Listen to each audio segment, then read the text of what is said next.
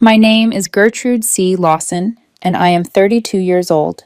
At dinner, my dad announced, "Your niece are the only ones who will make something of themselves, not like your boy." Everyone laughed, but my 8-year-old boy didn't. I just replied, "Cool, then I'll stop paying her $1,600 tuition."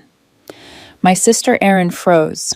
My dad gripped my arm and whispered, "Please, not here."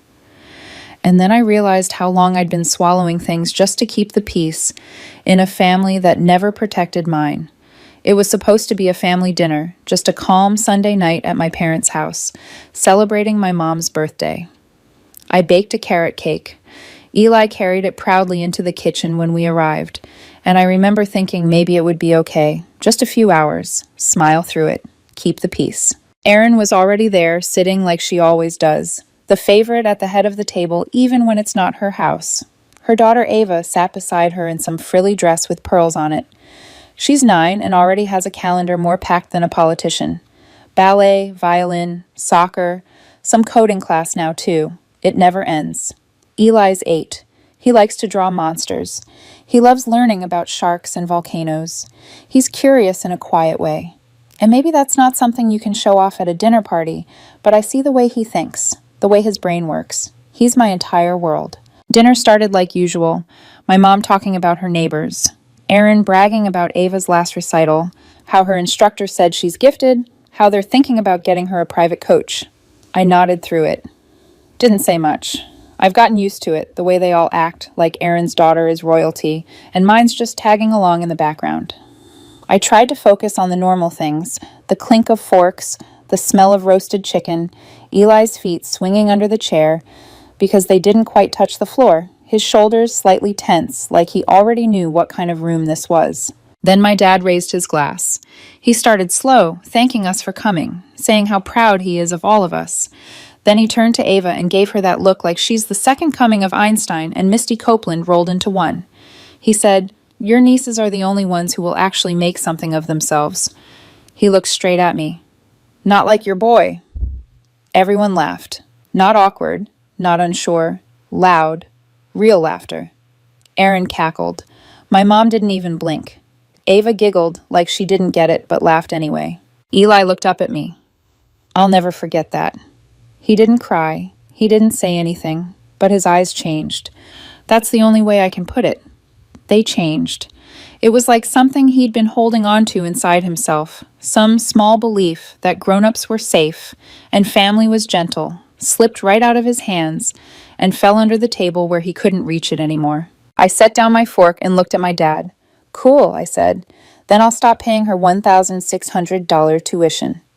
It went dead quiet. Just like that. You could hear the clock ticking behind the fridge. Erin blinked like she didn't hear me right.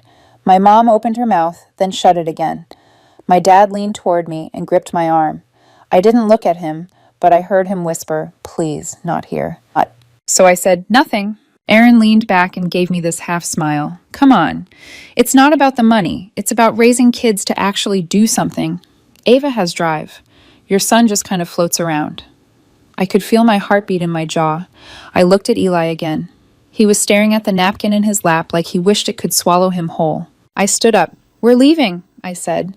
Eli got up without a word. As I turned, I heard my mom mutter, "There she goes again." Always so dramatic. Erin laughed. We left the gift on the table. I didn't say goodbye. We walked out and didn't look back. That night, Eli crawled into my bed after midnight. He whispered, "Am I weird because I don't like sports?" I told him no. I told him he's amazing. And I meant it. The next morning, I logged into the school's payment portal and canceled the recurring tuition transfer. I didn't say a word to anyone, not my sister, not my parents. They didn't call, didn't even message, not yet, but they would. And when they did, it wouldn't be to apologize. It would be to panic. The first couple of days after the dinner were quiet. Too quiet. No sarcastic text from Erin, no passive-aggressive call from my mom, not even a forwarded Bible quote from my dad, which is usually his way of trying to guilt me without actually saying anything. It was the kind of silence that doesn't feel peaceful, just suspended, like everyone is holding their breath to see who blinks first. I knew exactly what it was. They were waiting to see if I was bluffing. The tuition was due Thursday. I'd been paying it every month like clockwork for over a year. $1,600 for Ava's private school, plus random extras Aaron would Venmo request, like I was a walking wallet. Uniform fees, activity fees. Just this once, expenses that somehow never stopped. It was never officially my responsibility, but after Aaron's husband got laid off, I offered to help. Once. And they just never stopped letting me. Thursday came and went. Nothing left my account. No frantic message. No awkward thank you. Just that same tight quiet. The kind you get when someone is staring at their phone, refreshing a screen, hoping the problem fixes itself. Friday morning, I was packing Eli's lunch when my phone buzzed. Aaron. Hey, think the school messed up Ava's tuition. They're saying it didn't go through. The wording was casual, almost playful, like this was a minor inconvenience and not the unraveling of something she'd built her life around. I left her on read. I finished cutting Eli's apple slices, zipped his backpack, walked him to the door, and kissed the top of his head before he left. I didn't respond until hours later. Nope, I wrote. I canceled it. 3 minutes passed. Then, "You're joking, right?" I didn't answer. 10 minutes later, another message popped up. "You're seriously punishing a child over a dumb joke. Grow up." By lunchtime, I had 5 missed calls from her, 2 from my mom and 1 from my dad. That one made my stomach tighten because he never calls unless something is actually broken or dead. Then came the message from my mom. Short, carefully worded, heavy with guilt. "Can we talk?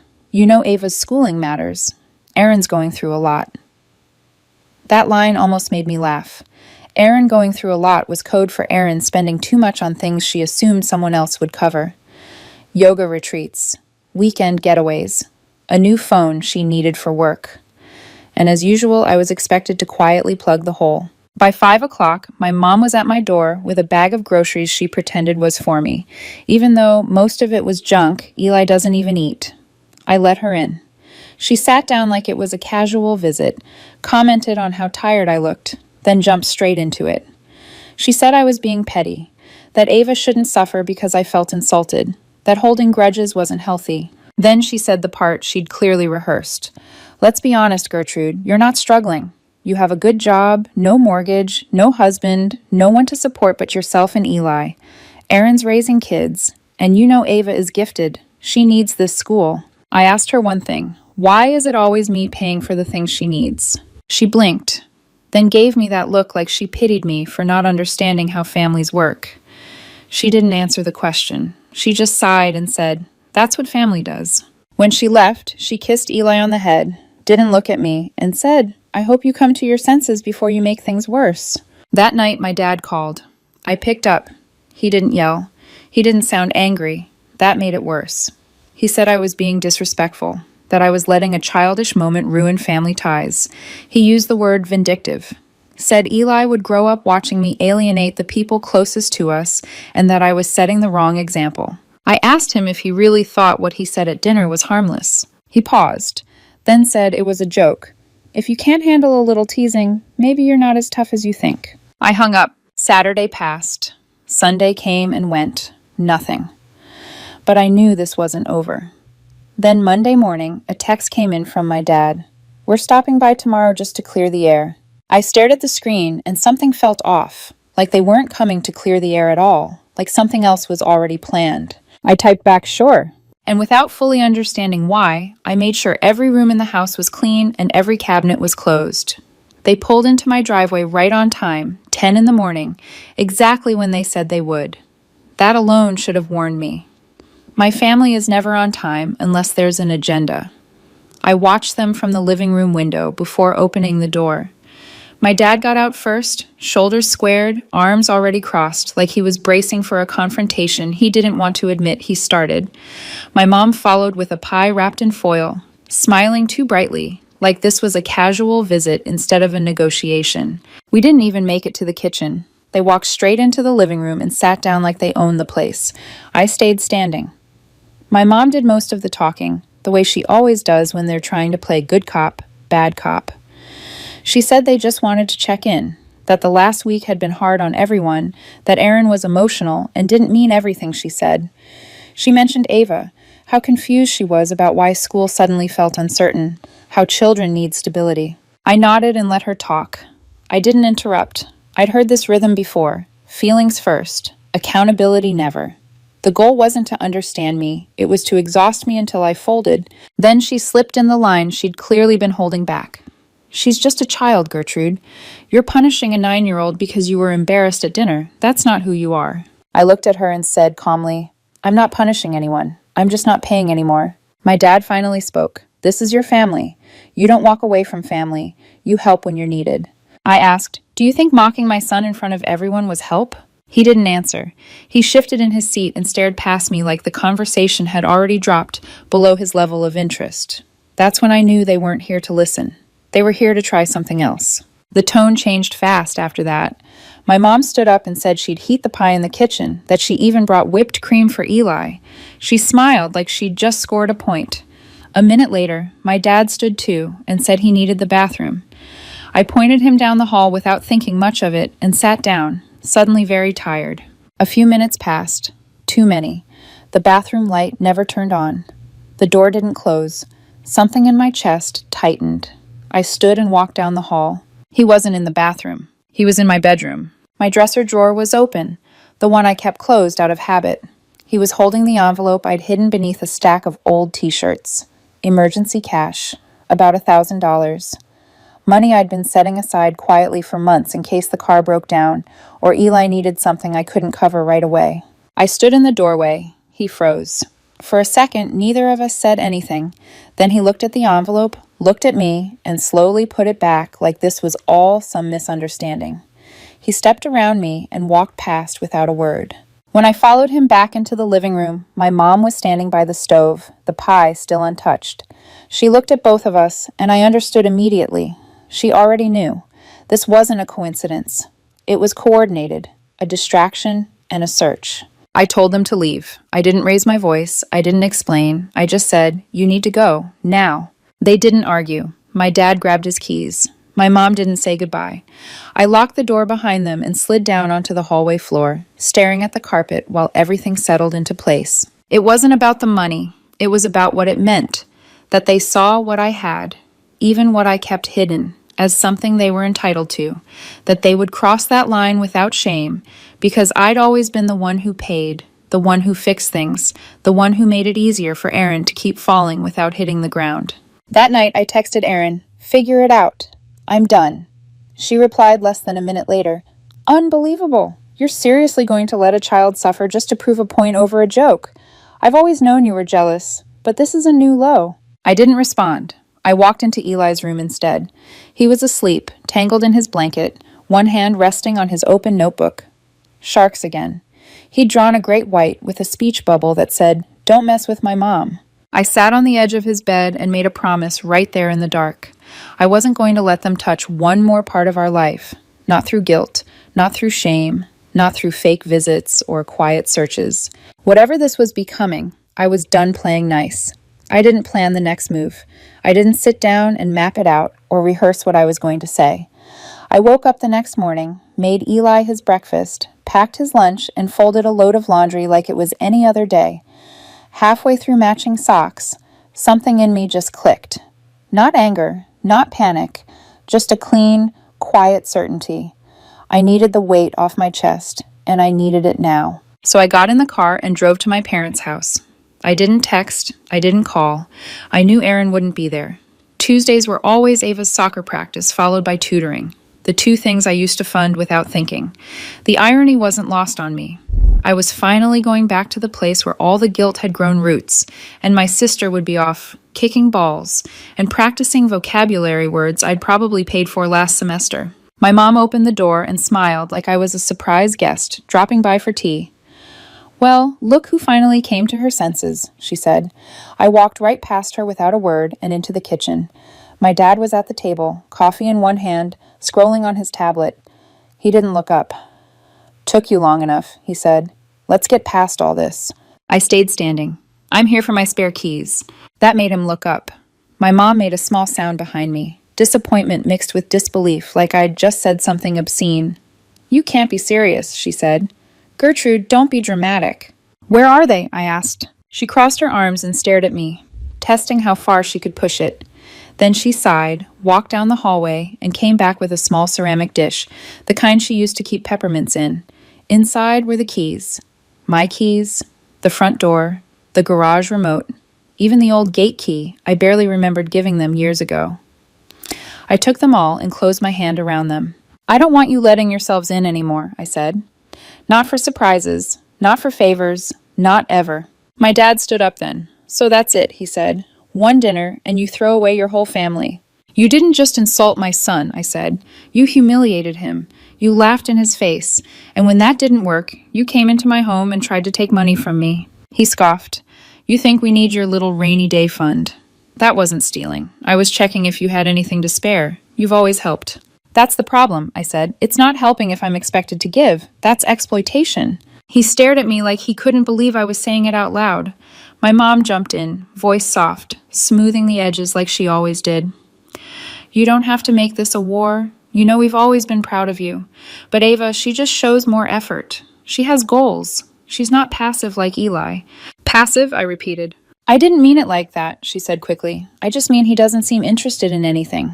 He's 8, I said. Ava is 9, and you think that makes her better. They both looked at me like I was being unreasonable, like I'd misunderstood something obvious. I shook my head. You think I'm doing this because I'm bitter or holding a grudge. I'm doing this because every time I've tried to protect my kid, you've turned it into a joke. I'm not joking anymore. My mom stepped forward, voice low. You're making a mistake. Eli is going to grow up resenting you for cutting us out.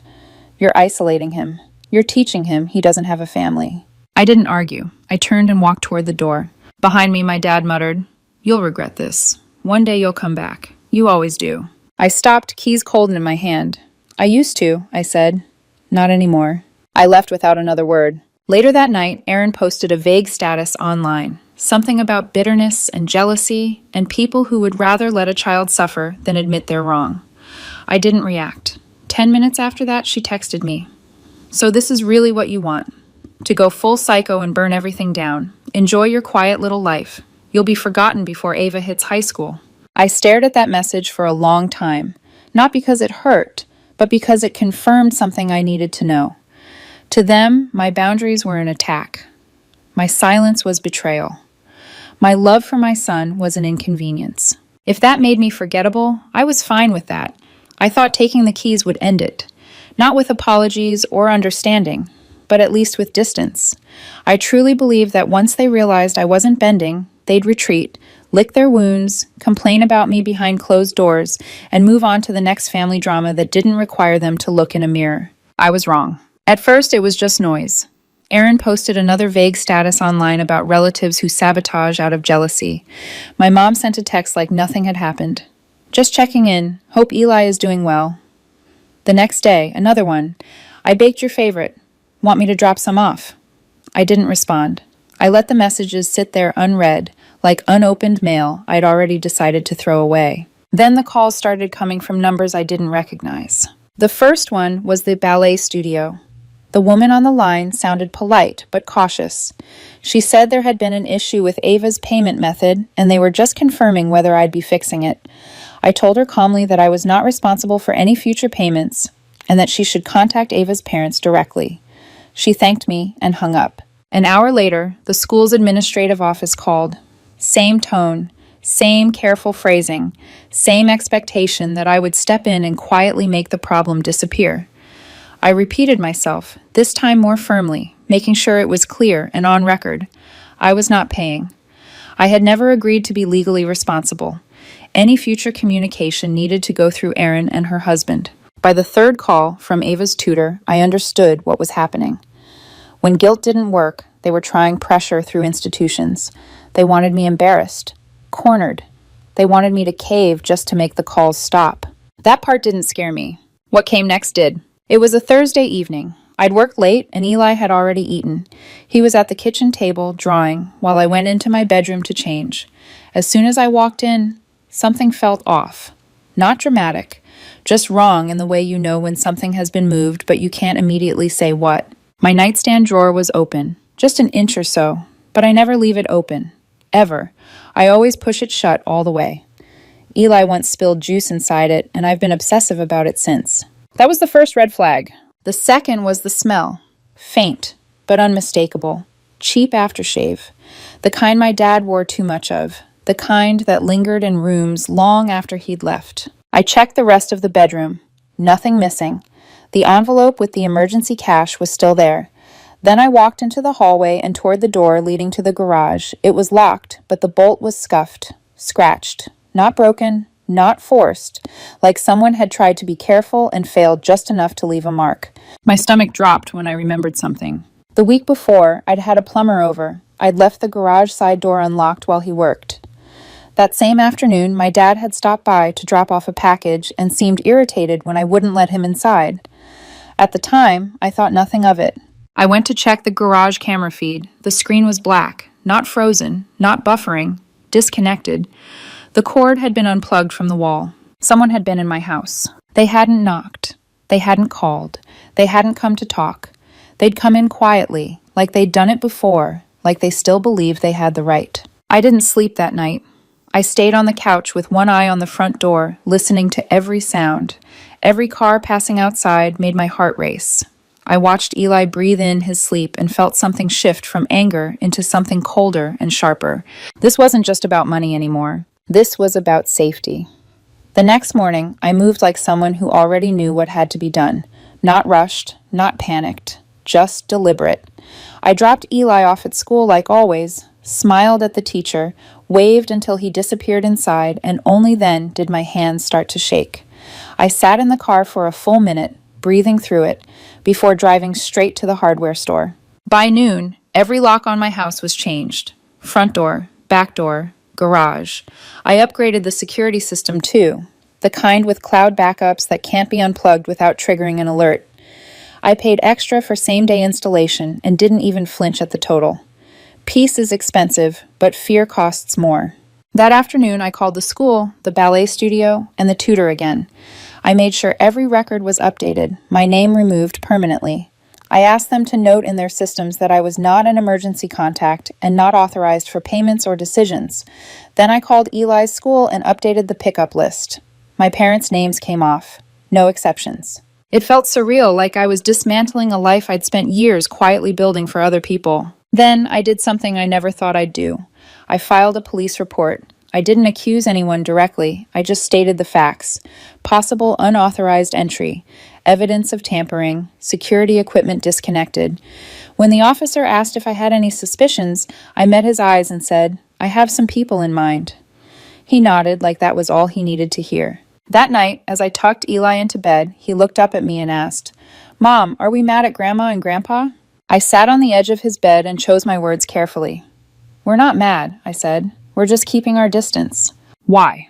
Because they weren't being kind to us. And sometimes, even when someone is family, if they keep hurting you, you have to walk away. He thought about that for a second, then nodded.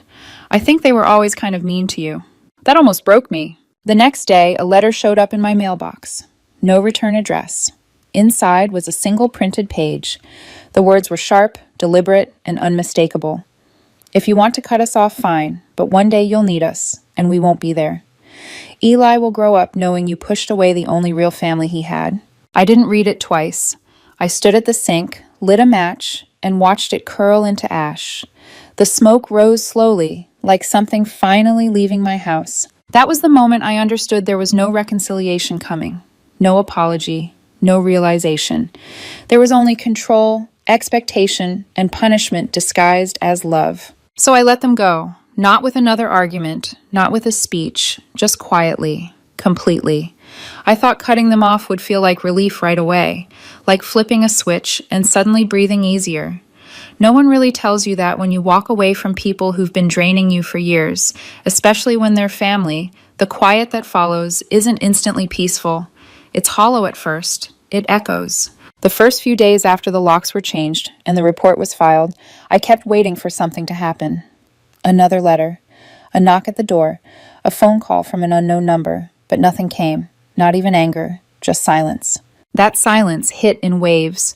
Some mornings I woke up clear-headed and steady, proud of myself for finally protecting my son and my home. Other days, the doubt crept in quietly. I'd wonder if I went too far. If Eli would grow up and resent me for cutting off his grandparents and aunt and cousin. If one day he'd ask why we weren't invited to holidays anymore. Why his family tree felt smaller than everyone else's. Then something small would happen. I'd find a drawing Eli taped to the fridge, a shark wearing a cape labeled protector. Or I'd overhear him telling a friend at the park, "My mom's really brave." And the doubt would loosen its grip. Weeks passed. No birthday card from my parents, no message on holidays, not even a fake one. That should have hurt more than it did. Instead, it confirmed what I'd already learned. They only reached out when I was useful. Without access to my money, my house, or my emotional labor, there was nothing left for them to take. I heard things through mutual acquaintances, Aaron telling people I abandoned Ava out of jealousy, my mom saying I'd turned cold after getting comfortable, my dad apparently saying very little at all, which somehow felt more honest than the others. I didn't correct the stories. I didn't defend myself. I didn't need to. People who mattered already knew. Eli asked about them less and less. When he did, it was usually casual. A memory about Ava at the Science Museum. A question about whether Grandma still liked carrot cake. I answered without bitterness. I didn't poison him with my anger. I just told him that some people stay in your life for a long time and others don't, and that neither of those things is his fault. One night, about a month after everything finally went quiet, I was tucking him in when he said something that settled everything inside me. "I like our house now," he said. I asked what he meant. "It's quieter," he said, "like nobody's going to come in and be mean to you." I sat there long after he fell asleep, listening to the steady rhythm of his breathing. I thought about the years I spent being the helper, the buffer, the one who absorbed the impact so everyone else could stay comfortable. I thought about how often I'd ignored my own instincts just to avoid conflict, just to keep a version of family alive that only worked if I kept shrinking. And I thought about the moment I caught my dad in my bedroom, his fingers wrapped around that envelope like it belonged to him. That was the moment they lost me. Not just my money, all of me. I used to believe family worked like a bank account. You deposit love, time, loyalty, and eventually, when you need it, something comes back. But that only works if everyone's depositing. If you're the only one putting anything in, it's not family, it's exploitation. Life is smaller now, but it's cleaner. I budget differently. Not just money, but energy. I say no without explaining myself. I don't flinch when someone says family should always come first. Not anymore. Family is who shows up when your child is being laughed at and says stop. Family is who doesn't search your drawers when you say no. Family is who protects your kid, not measures their worth against someone else's.